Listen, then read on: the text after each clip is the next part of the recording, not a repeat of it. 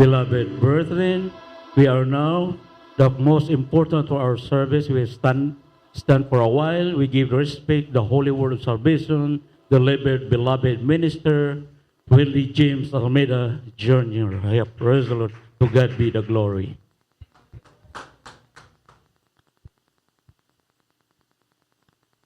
Praise the Lord. Hallelujah.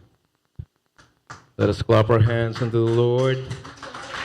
For He is good and is worthy to be praised. Amen.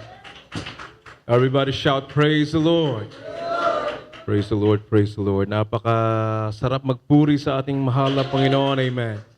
Tunay na napakadakilang ating Diyos na buhay. Patuloy nating nadarama ang kanyang banal na presensya. Amen. Hallelujah, hallelujah. Ang pinakamataas sa pagpupuri, pagdadakila, pagpapasalamat ay ating ipinapaabot sa ating Diyos na buhay, ang ating pinakamamahal na Panginoong Jesucristo. We give God all the praise, honor, majesty, amen, the highest praise, glory, majesty to the King of Kings, the Prince of Peace, the mighty God, the everlasting Father, our dearest Jesus, amen, hallelujah. Let us pray, our Father God in heaven. Before anything else, we want to thank you, Lord, for everything. We thank you, God, for redeeming us, for saving us, oh God. And thank you for filling us with your Holy Spirit. Thank you for moving in our midst, oh God, as we listen to your holy word. As you have heard our beloved parents in you, God. You serve, we pray, Father God. We ask you to forgive all our sins. Touch our hearts, oh God. Cleanse us from all unrighteousness. Make us understand your holy word. Help me bring forth your message with your love and power, oh God. Hallelujah, hallelujah. Anoint the message of salvation, for without you we are nothing, oh God. Remove hindrances, doubts, and unbeliefs. Bind the power of darkness, cast out in the mighty name of Jesus. And everybody say amen. Praise the Lord. God bless you. You may be seated. The Bible says, 1 Thessalonians 5:12 to 13, and we beseech you, brethren, to know them which labor among you and are over you in the Lord, and esteem them very highly in love for their work's sake, and be at peace among yourselves. Hebrews 13:7, remember them which have the rule over you, who have spoken unto you the word of God, whose faith follow, considering the end of their conversation. Praise the Lord. 1 Timothy 5:17 says, let the elders that rule well be counted worthy of double honor, especially they who labor in the word and doctrine. Praise the Lord. We give honor and respect to our beloved parents in the Lord. We always cherish the precious memories and teachings of our beloved Honorable Pastor, Evangelist Valdez Almeida, amen, and our beloved assistant pastor. Jeremiah 3:15 says that God has given us a faithful pastor, amen, according to his heart, who fed us with knowledge and understanding of the true word of God, wrought with signs, wonders, and miracles. Praise the Lord. Let us clap our hands unto the Lord. Praise the Lord. Hallelujah. The world is celebrating Mother's Day today. We remember, amen, and honor all our mothers, amen, all our moms, especially our beloved Mama Dear, our beloved St. Pastor, who taught us and led us to know the Lord and to serve Him faithfully. Happy Mother's Day po sa lahat ng mga ulirang ina rin sa ating banal na gawain sa buong daigdig, to my sweetheart and my dearest wife, our children, Ian, CJ, praise the Lord, Cyrene, and my mother-in-law, hallelujah, and my aunts and cousins, all our elder siblings, beloved at the beach, Ate Tet, Ate Lai, and my younger siblings also, sisters. Praise the Lord. Pwede pong hinaan konti siguro yung monitor dito para hindi mag-feedback. Praise the Lord. Hallelujah. And to all our beloved webcast viewers, God bless you. Let us clap our hands unto the Lord. Hallelujah. We greet you all in the mighty name of Jesus. Amen. Praise the Lord. Our the topic for today is remembering God's mighty works and living His word. Amen. Today is May 10, amen, 2026. Exactly 34 years, God has proven that He listens to the prayers of God's anointed. Amen. Hallelujah. Medyo nahihirapan po ako sa sound. na puputol siya. Siguro yung squelch niya, bawasan. Praise the Lord. Hallelujah. Sound check. Praise the Lord. Hallelujah. So, April 1992, our beloved pastor challenged and called on religious leaders in the Philippines, the priests, and all that proclaimed that they are preaching the truth, to bring their images and pray during that time in that year 1992, almost the first half of the year 1992, it was drought in the Philippines, and more than 400,000 people have lost their jobs. $1 billion worth of exports were lost, amen, in revenues. Rotating brownouts in the Philippines, throughout the Philippines, it was really drought, and nagbabadya yung kagutuman that time. So our beloved pastor called on the tri-media, the newsprint, radio, and television. He had a press conference and challenged them, if you're really preaching the truth, if you are in the truth, go to Luneta on May 2 and pray for rain. Bring your images. If the Lord doesn't answer your prayer, I will pray to the Lord that He will consume your images with fire. And during that time, I think it was May 2, when nobody answered the call, answered the challenge, our beloved pastor told them, go back on May 10. Whether you accept it or not, I will pray for rain. Hallelujah. Let us clap our hands unto the Lord. Hallelujah. So during that time, may akala namin papasok na yung mga nagpo-prosesyon sa labas. May procession, may mga kandila sila, hawak yung mga rebulto, but they just passed by the Luneta Park. And sadly, they didn't go to the grandstand, the Luneta grandstand. But nevertheless, our beloved pastor, during that time, while singing, he went to the pulpit, to the stage, and he knelt down and prayed for rain. And suddenly the rain poured down. Amen. We have seen all these miracles. Napakalaking milagro galing sa Diyos. Sapagkat nasa katotohanan ang banal na iglesia na mahal na Panginoon. Sila'y pinili ng Diyos, anointed by God to preach the word, wrought with signs, wonders, and miracles. Amen. God's power is boundless and it's beyond full comprehension. We cannot comprehend the power of God. Yet it is continually at work within this ministry, in our lives. Amen. Hallelujah. We must trust the Lord. Amen. We must entrust to Him our lives. Sabigat sa Kanya rin galing ang buhay na to. Amen. Sabi ng Biblia, hindi daw tayo may gawa ng ating buhay.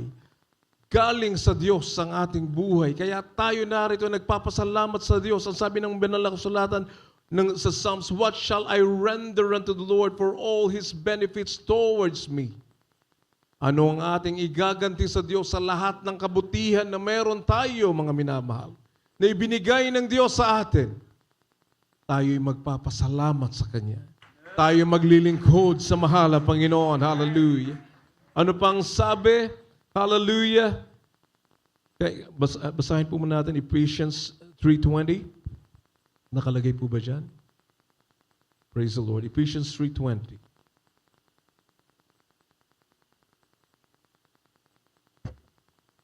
From the book of Ephesians, chapter 3, verse 20.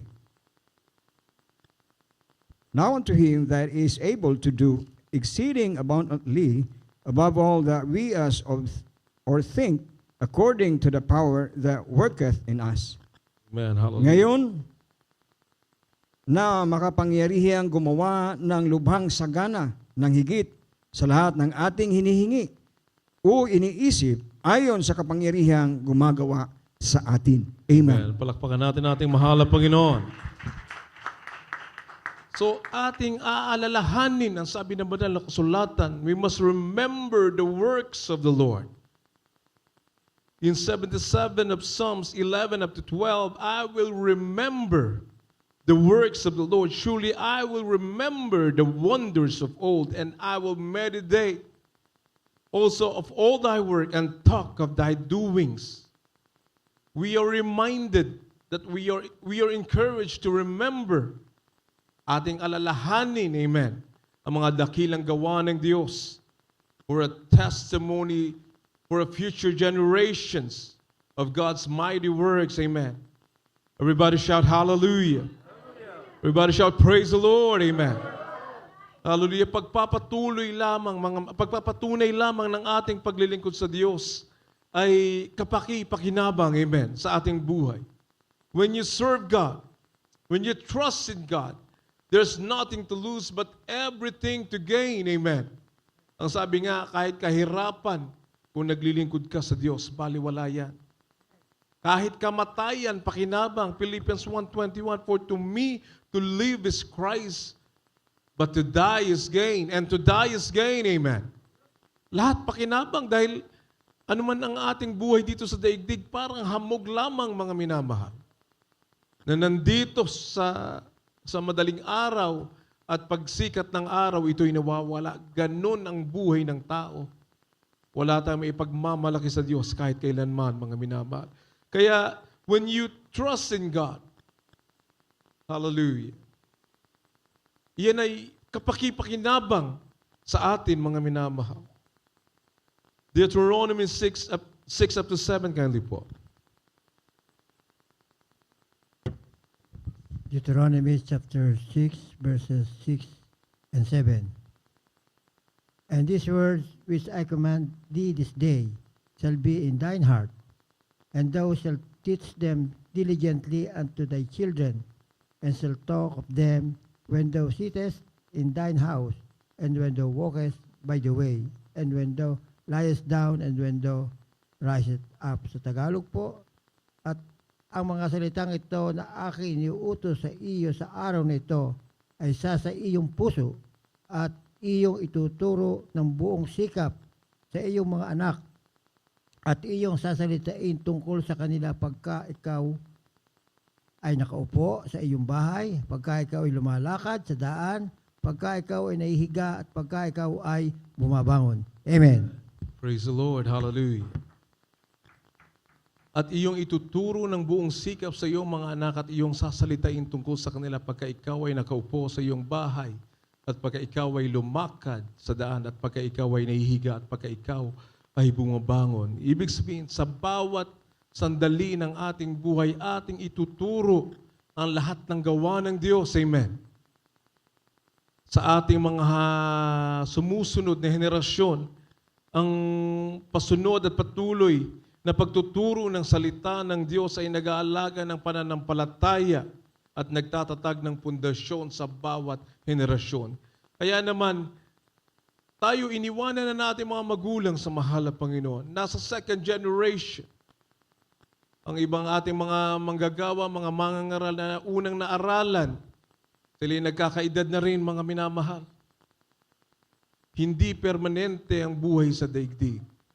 Tayo'y na sumusunod na henerasyon, mga minamahal. Ating tungkulin na palaganapin ang salita ng Diyos, na aralan ng ating mga anak na maglingkod sa Diyos, na magtiwala sa Diyos, sa mga himalang ating nakita, ating nasaksihan at ating naranasan mismo, patuloy na ating ipapangaral, ipapabatid sa kanila na may Diyos at may langit, amen, na ating tunay na tahanan at may impyerno na kapahamakan sa mga hindi maniniwala sa Diyos, sa mga hindi maglilingkod sa mahal na Panginoon. Ang sabi sa 78, 4 up to 7 ng Psalms po, we will not hide them from their children. Showing to the generation to come the praises of the Lord and His strength and His wonderful works that He had done, that they might set their hope in God and not forget the works of God, but keep His commandments. Praise the Lord. Kindly po. From the book of Psalms, chapter 78, verse 4 to 7. We will not hide from their children, showing to the generation to come the praises of the Lord and His strength, and His wonderful work that He had done. For He established in testimonies in Jacob, and appointed a law in Israel, which He commanded our fathers, that they should make them known to their children, that the generation to come might know them, even the children which should be born, who should arise and declare them to their children. 7, that they might set their hope in God and not forget the works of God, but keep His commandments. Amen. Praise the Lord. Hallelujah. Sa Tagalog po, mga awit 78, versikulo 4 hanggang 7.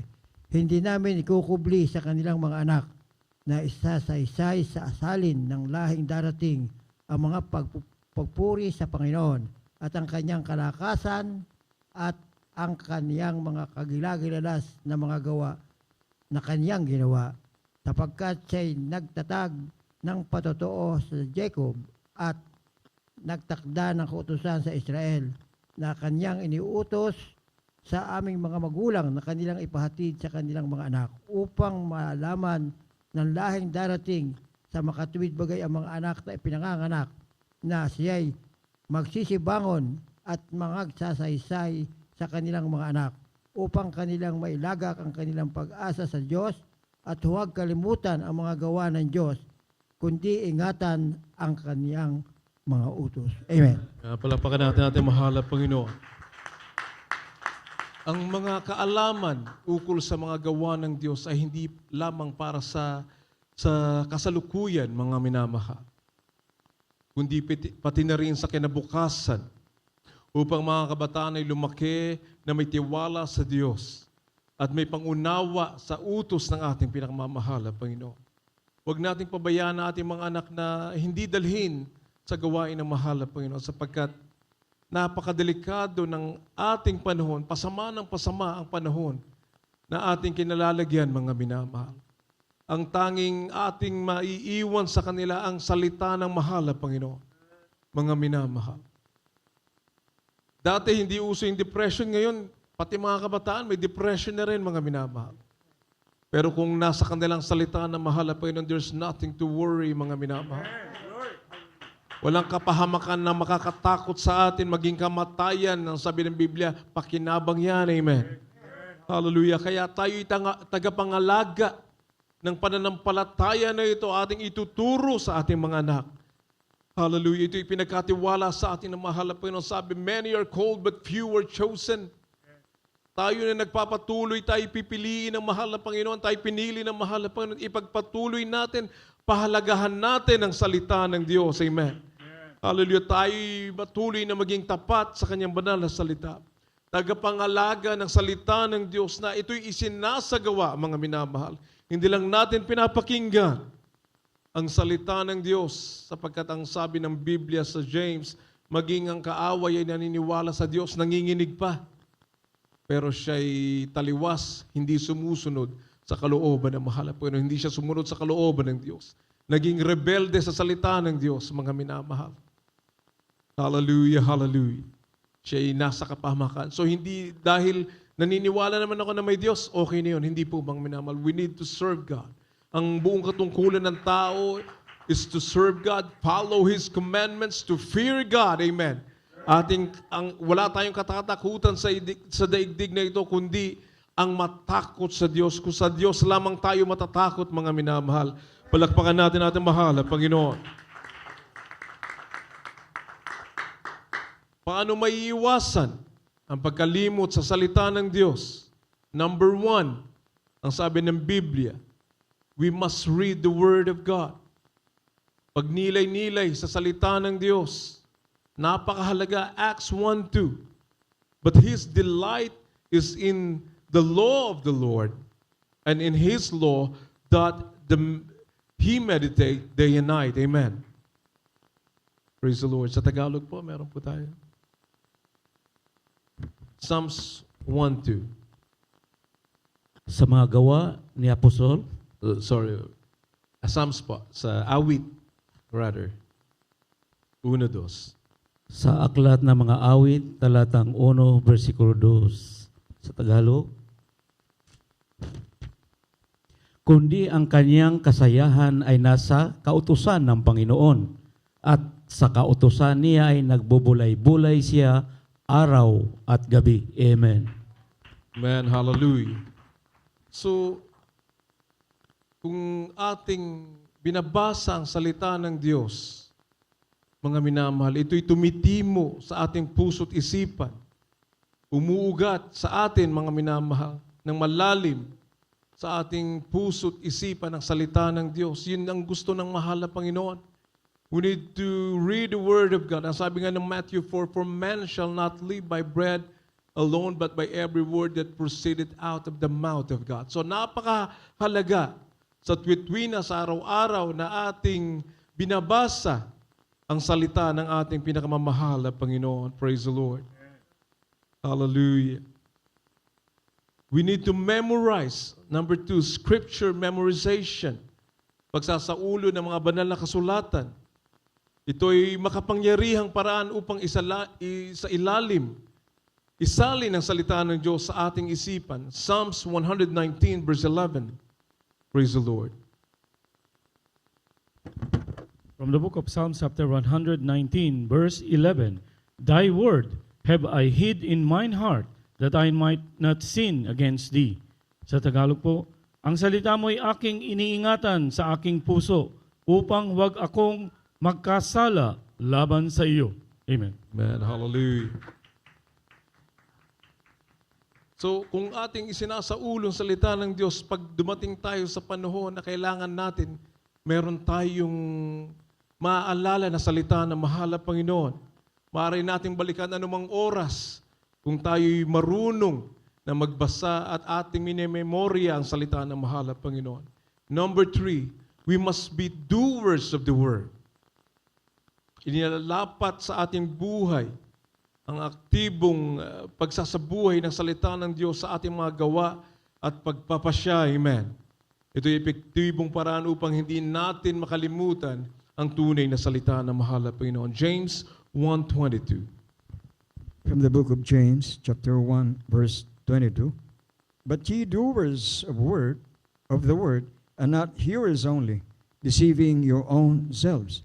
Sa Tagalog, datapwat, maging tagapatupad kayo ng salita, at huwag takapakinig lamang na inyong dinadaya ang inyong sarili.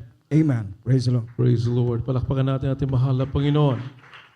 So pag ating narinig ang salita ng Diyos, ang sabi ng banal na kasulatan, ating tutupdin, ating susundin, ating gagawin, mga minamahal. Sayang lang ang ating pagsamba. Ang sinabi sa Biblia, mahalin mo ang Diyos ng buong puso't isipan mo. Mahalin mo yung kapwa mo. Judge not that you be not judged. Kung hindi rin natin kayang gawin yan, baliwala ang ating pagsamba. Baliwala ang ating paglilingkod sa Diyos. Amen. Hallelujah. Kaya napakahalaga, be ye doers of the word and not hearers only, deceiving your own selves. Amen. So number 4, last 2 na po tayo, fellowship. Ang pakikipagsama sa kapwa mananampalataya, ang pakikibahagi at pakikisama sa mga kapwa ng mananampalataya sa pamamagitan ng ating pagsamba. Amen. Sa ating mga Bible studies, lagi tayong active sa ating fellowship, sa ating pananambahan, mga minamahal. Hebrews 10:24 up to 25. Praise the Lord. Hebrews chapter 10, verse 24 and 25. And let us consider one another to provoke unto love and to good works. 25, not forsaking the assembling of ourselves together, as the matter of some is, but exhorting one another, and so much the more as ye see the day approaching. Sa Tagalog po, at tayo magtinginan upang tayo mga udyok sa pag-iibigan at mabubuting gawa, na huwag nating pabayaan ang ating pagkakatipon na gaya ng ugali ng iba, kundi mag-aralan sa isa't isa at lalo na kung inyong namamalas na nalalapit na ang araw. Amen. Amen. Palakpakan natin ang ating mahal na Panginoon.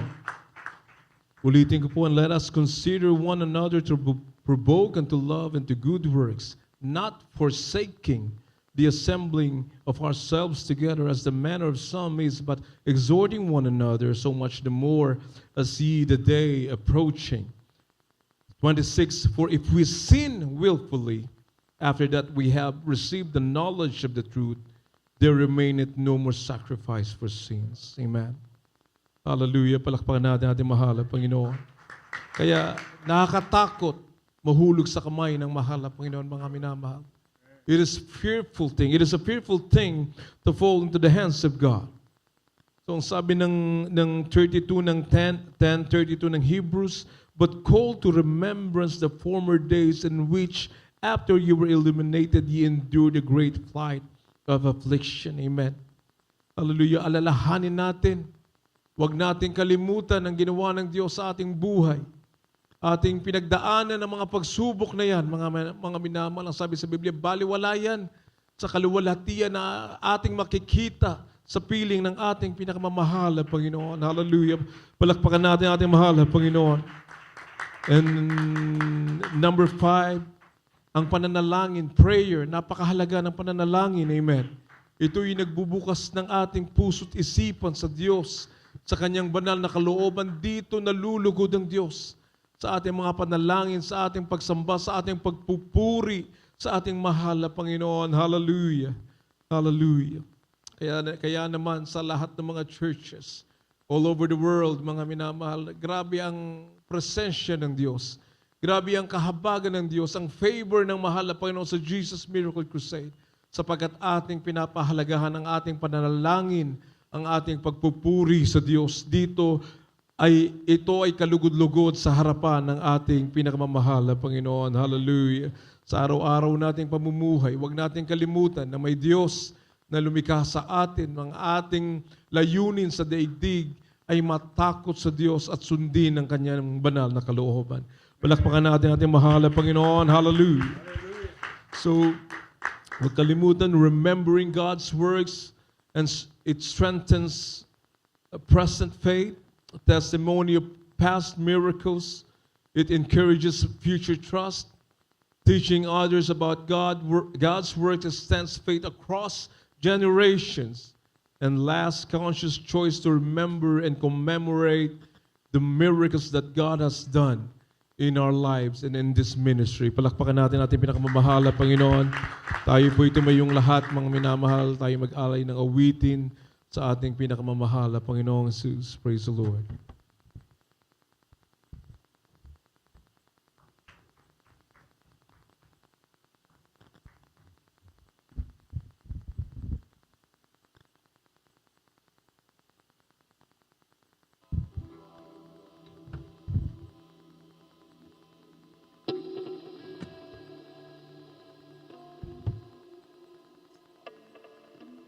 Praise the Lord. Hallelujah.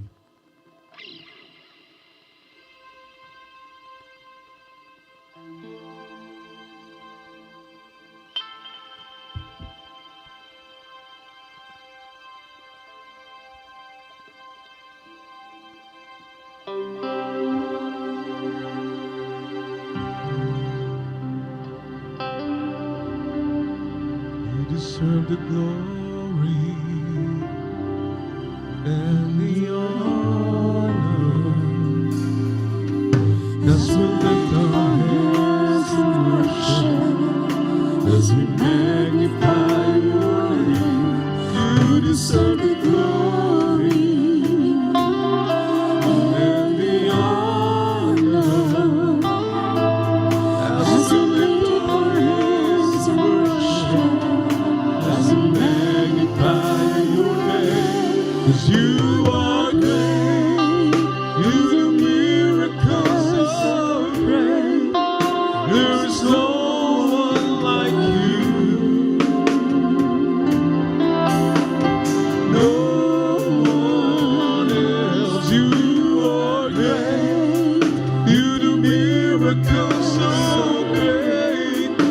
There is no one like you.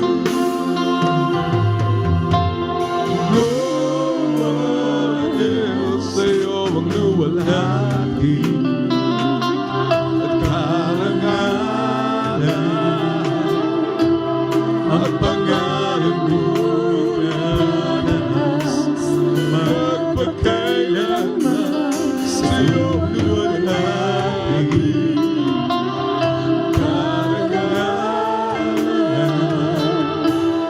at pangalan mo magpagkailanman. Dakila ka sa iyong mga gawa at ako'y namamahal. Papuri at pagsamba sa iyo'y aalay ang buhay ko. Sa iyo lamang, Jesus.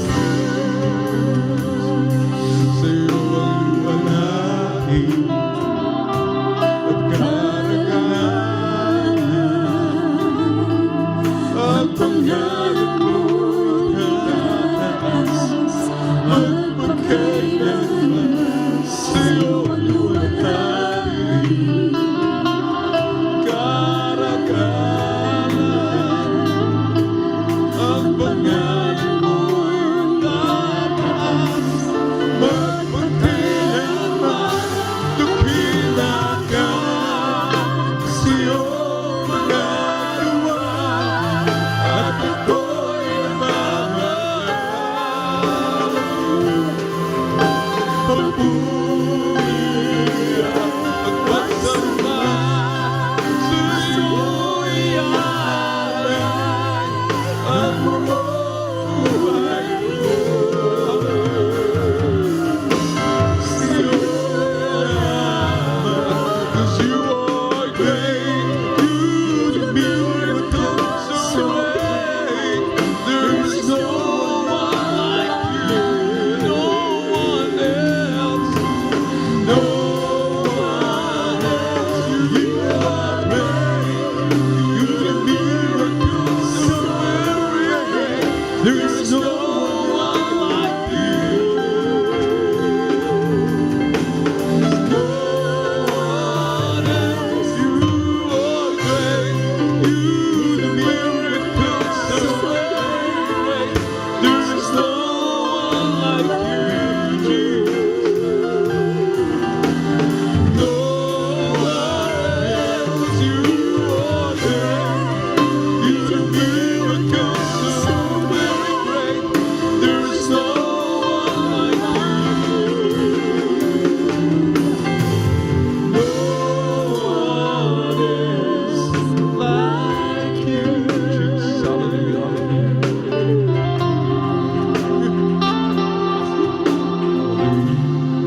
For our elder couple, praise the Lord.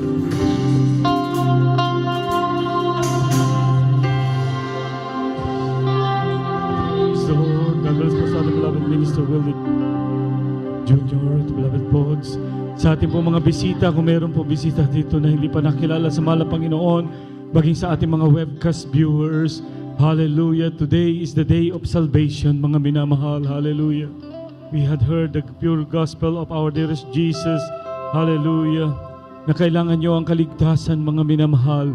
May 4 pong requirements. Unang-una po, hallelujah, ay panampalataya na may isa lamang Diyos. Amen.